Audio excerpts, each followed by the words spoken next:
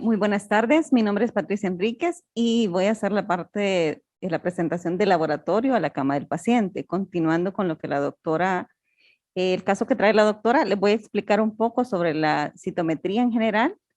Eh, Siguiente diapositiva, por favor.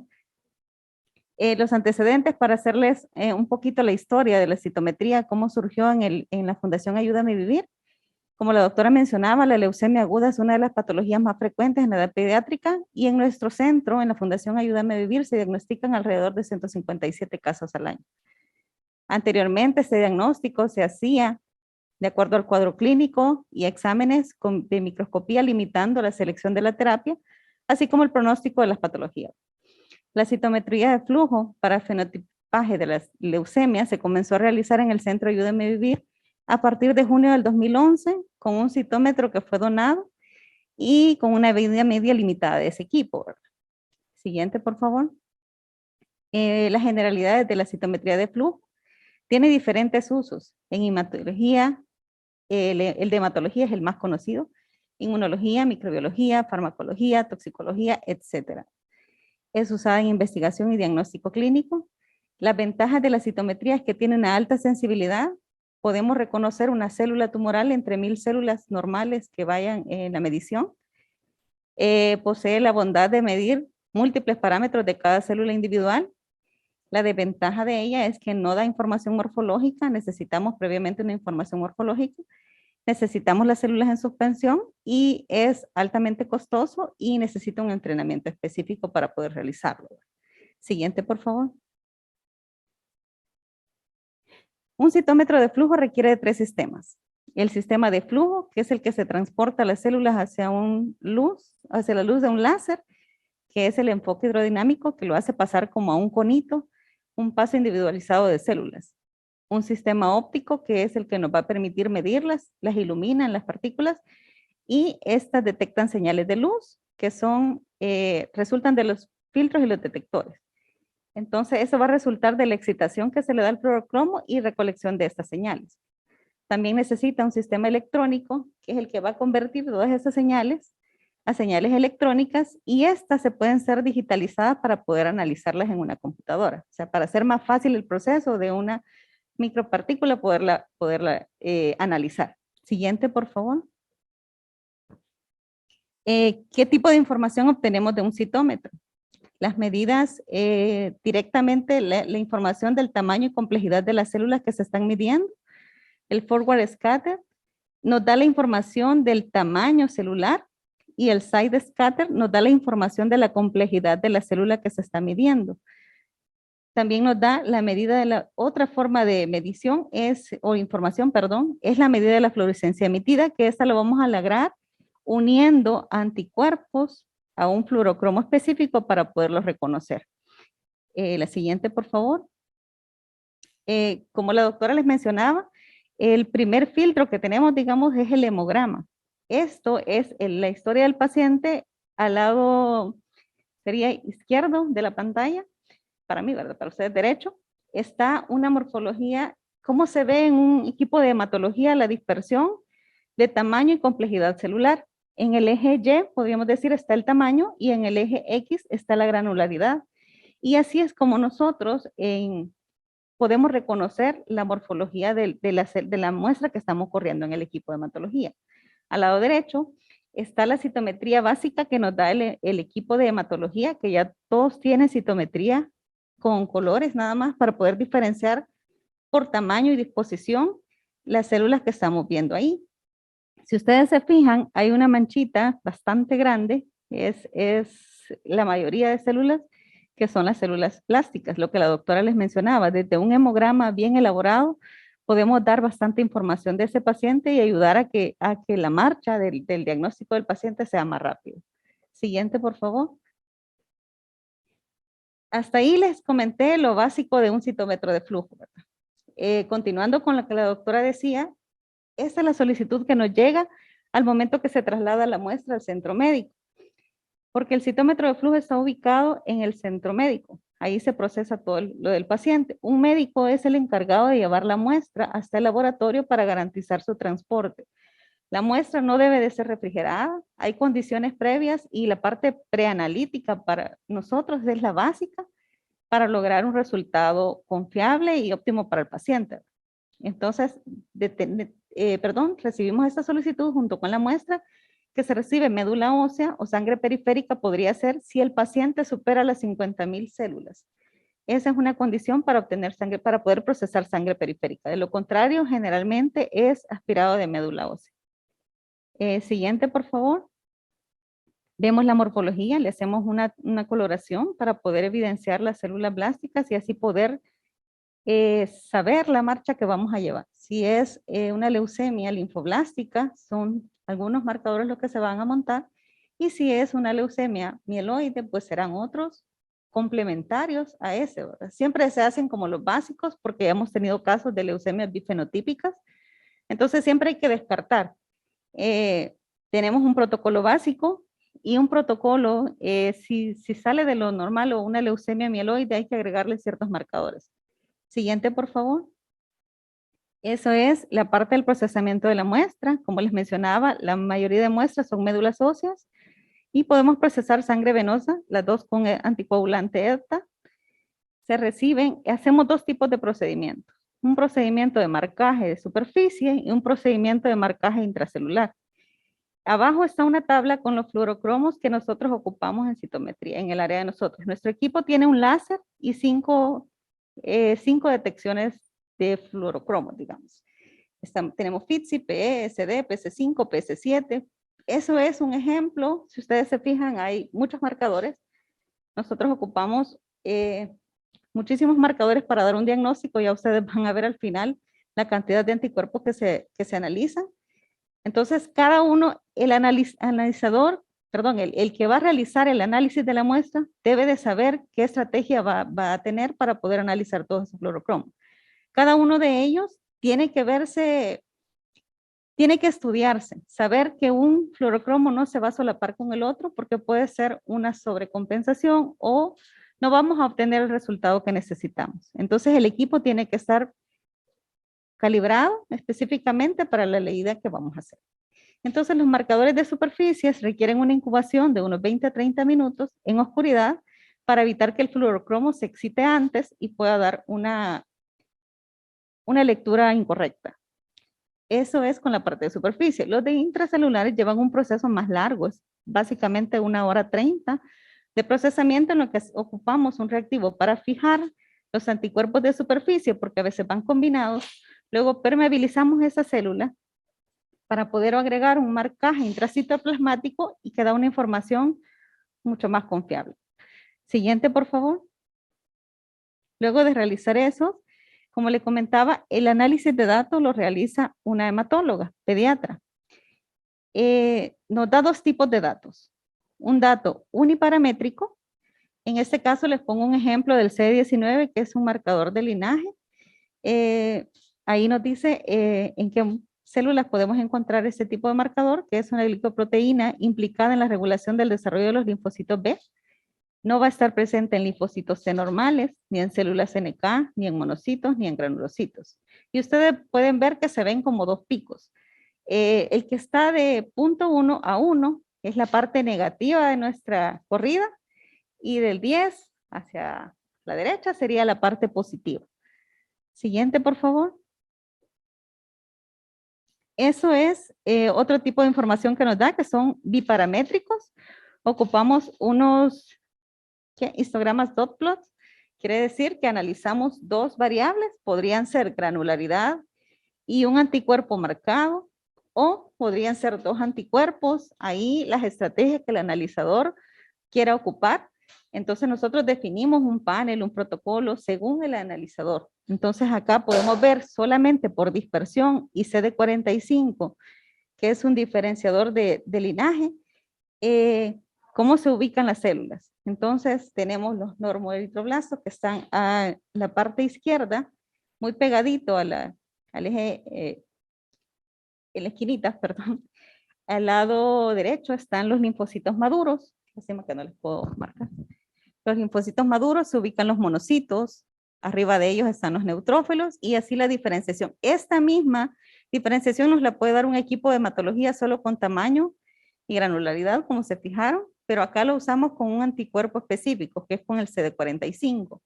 En la otra diapositiva, en el otro gráfico, perdón, de la derecha, tenemos una ubicación donde se van ahí, básicamente quedan ubicados, perdón, los blastos, las células anormales quedan ahí. ¿Cómo sé yo que mi equipo está bien compensado? ¿O me está ubicando bien las poblaciones? Es porque tenemos que hacer antes una calibración, tengo que comprobar mi fluídica. Como parte del laboratorio siempre hacemos controles de calidad a todos los equipos y cada muestra de nosotros es analizada. Previamente se ha verificado que la fluídica y la óptica del equipo esté muy bien. Tenemos un reactivo específico para eso. Y en la parte superior derecha les pongo unos marcadores. Si se fijan, hay dos manchitas, una roja, una azul. Y en la parte de arriba no hay nada. Entonces, así podríamos decir el equipo está bien compensado, pero tienen que haber ciertos parámetros que nos digan si es cierto o no que el usuario debe de saber. Eso es con relación a la corrida de la muestra. Siguiente. Eso es como para hacerles un gráfico de cómo los marcadores se van ganando o se van perdiendo a medida que las células van madurando. Y eso es lo que el analizador debe de ver en un conjunto total, o sea, en la medición multiparamétrica que hace, ¿verdad? El citómetro. Ahí tenemos varios marcadores que todos esos los ocupamos para el diagnóstico, CD38, CD10, CD34, TDT, CD45, CD22, CD19 y CD20. El de esos, el intracelular es el TDT. Y ahí todos son marcadores de superficie. Siguiente, por favor. Acá tenemos cómo se puede ver una muestra normal que no lleva anticuerpos y una muestra marcada que que tiene la patología. Si ustedes ven, hay una dispersión FS, SS, en un grafiquito del lado izquierdo que dice células viables. Ahí se ve una dispersión como un equipo de hematología, donde nos va dando por tamaño y granularidad la ubicación de las células. En la otra, perdemos toda esa ubicación y queda como arrestada en una sola mancha roja con rosa. Siguiente, por favor. En el lado izquierdo, para mí, tenemos todos los marcadores que hemos puesto. Si se fijan, no tiene ningún anticuerpo, solo dice FITS-PE, que son los fluorocromos que ocupamos. Y en el donde dice PC7SS, hay dos poblaciones, rojo y verde, pero se ubican en el lado izquierdo, básicamente. En el lado derecho de las gráficas del lado derecho, perdón, los histogramas, ahí sí tienen números de anticuerpos, CD38, CD10, y hacen una sola, ¿qué sería? Una sola gráfica, una sola curva. Entonces, ahí están presentes todos esos anticuerpos y la población queda un poquito más a la derecha. ¿Por qué? Porque vamos contando la fluorescencia. Entonces, para CD45, en esa población tiene muy brillante su expresión de CD45. Así se interpreta esos gráficos, esas manchitas. Siguiente, por favor. Ese es el sistema informático que ocupamos para el flujo de procesos. Acá ingresamos y ahí se ve todo el flujo de trabajo, desde un momento que son ingresados para la solicitud del estudio, al momento que van en proceso y cuando ya se completaron, ese es un programa especial para la Fundación Ayúdame a Vivir, que no solamente abarca la parte de sinometría, sino también farmacias, no me equivoco, ¿verdad? Todos están integrados a ese sistema. Bien, hablando un poco más de lo que es el análisis de la muestra, ¿verdad? Este es llevado a cabo por la doctora Gladys Mancía de Reyes, quien es hematóloga pediatra y tiene formación en citometría de flujo. Rey actualmente está utilizando un software llamado Calusa y con eso pues ella hace el análisis de estas muestras que han sido adquiridas. Siguiente, por favor. Este es un ejemplo del tipo de gráficos, ¿verdad? Como bien les explicaba la licenciada Enríquez, ¿verdad? Del tipo dot plot, ¿verdad? Que nos permite ir viendo ya en forma gráfica una vez que la doctora ha hecho su análisis y plasma qué anticuerpos son los que el paciente ha expresado, ¿verdad? En la muestra. Siguiente, por favor. Acá ven una serie de gráficos donde lo que queda plasmado es la expresión de los anticuerpos. ¿Verdad? Tenemos ahí CD38 positivo, CD10 positivo, el CD19, el CD20. Todos esos, ¿verdad? Que se están expresando ahí son marcadores del linaje B, ¿verdad? Y esta es la forma en la que queda plasmado una vez que la doctora ha hecho el análisis. Siguiente, por favor. Acá vemos otra forma, ¿verdad? De gráfico, ¿verdad? Donde constata nuevamente la presencia de estos anticuerpos. La siguiente, por favor. Y finalmente, pues este es el reporte, ¿verdad? Yo les comentaba, era importante ver la línea de tiempo. Si se fijaron, todo lo que empezó con la fase, digamos, la paciente entró el 17 al hospital por la razón de tener que estabilizarla para lo que era el aspirado de médula ósea por la anemia. Hubo un pequeño ahí atraso de 48 horas, pero entre el momento que se tomó el aspirado de médula ósea y el momento en que tenemos un reporte de un diagnóstico de un nuevo caso de leucemia, son alrededor de 24 horas, ¿verdad? Para el 21 de julio tenemos reporte por parte de citometría de flujo, donde se nos evidencia que se trata de una leucemia linfoblástica aguda pre-B, ¿verdad? Esa es la morfología que acompaña el reporte que nos es mandado, autorizado por la doctora Ana Gladys de Reyes. La siguiente, por favor. Y eso nos permite a nosotros como equipo de oncología agilizar el diagnóstico.